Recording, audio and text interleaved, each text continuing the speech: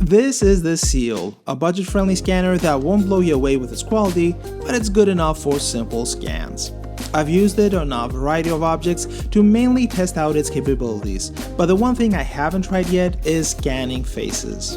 In theory, it should be good enough for that. Let's find out.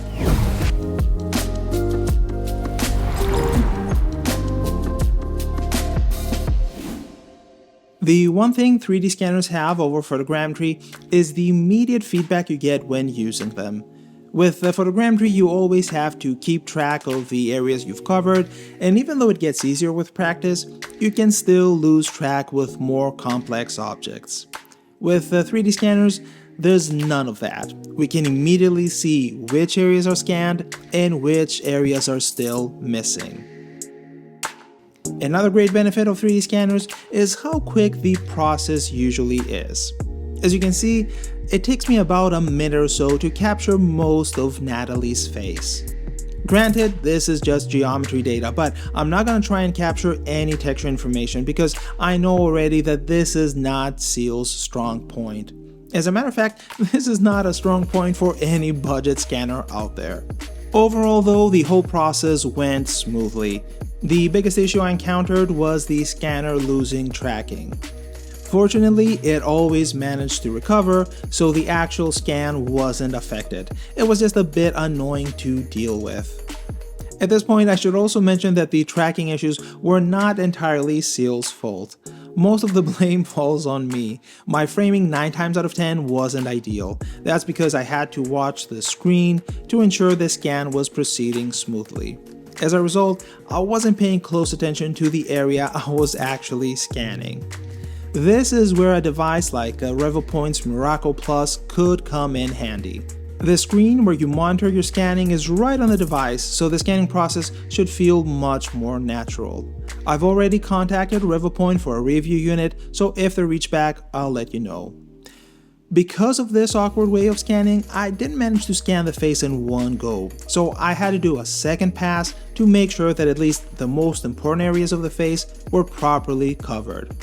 Which means that Natalie had to sit still for all that time, and it was quite a bit of time. As you can see, it takes a while before I can start scanning again. The software needs a minute or so to process the previous data.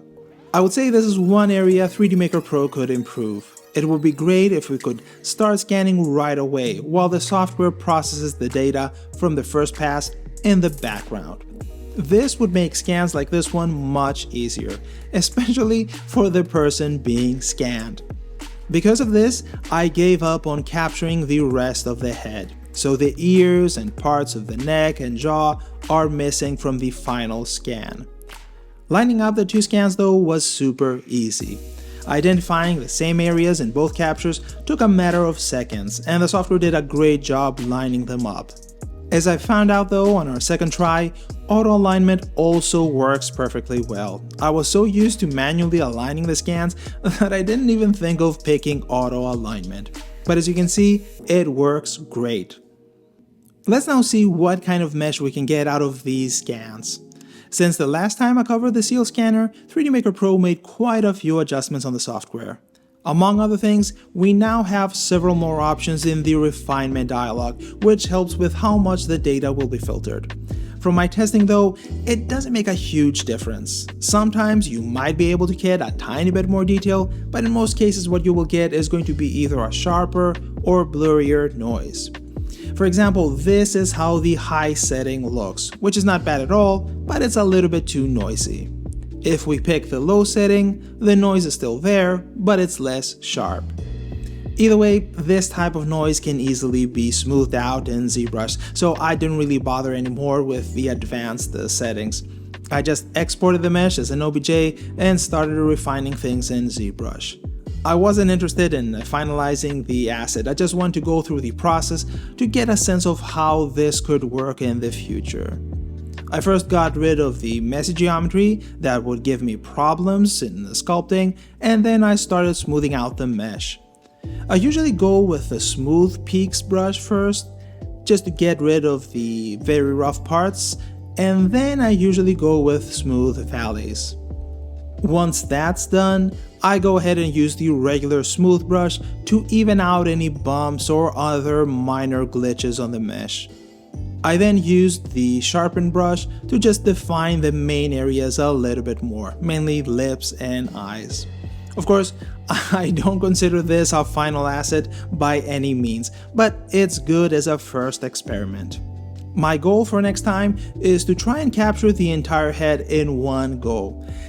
It's going to be tricky, but with a few adjustments it might get easier. For instance, using a cap to cover the hair or applying a little bit of talcum powder to the eyebrows to make them brighter. I'll also try to be a little bit more careful in the capturing process. But I would say it's probably not impossible to capture an entire head with a seal scanner. I definitely need a few more tries to iron out the kinks, but I think it's doable. Which is kind of crazy if you think about it. This is a $700 scanner, and I think I got it for $450 or somewhere around that price. For that kind of money, I can't really complain. The fact that we can go this far with a hobbyist scanner would have been science fiction 15 years ago.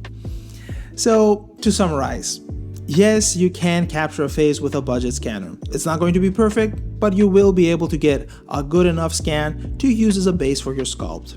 It remains to be seen how good of a capture we can get out of a budget scanner, but for that, I'll have to experiment a little bit more. But I think it's doable. As always, you will find this scan along with many other objects, materials, and scenes on my Patreon page. It's a great way to get cool stuff and an amazing way to support the channel. Take care, and I'll see you in the next one.